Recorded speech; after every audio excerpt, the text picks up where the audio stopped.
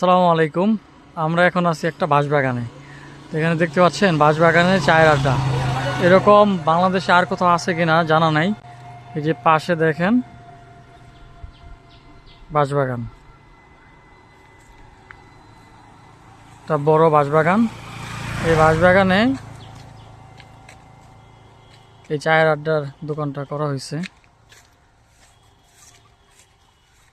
বাঁশ দিয়েই গেটটা করছে।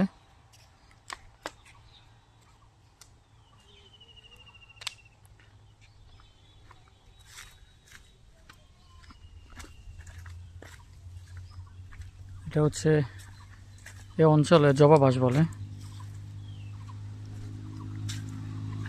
এটা জবা বাঁশ।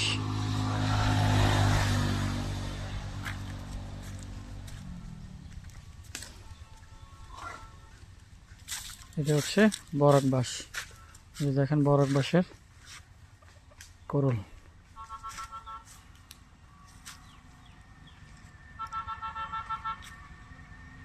বিশাল একটা বাঁশবাগান।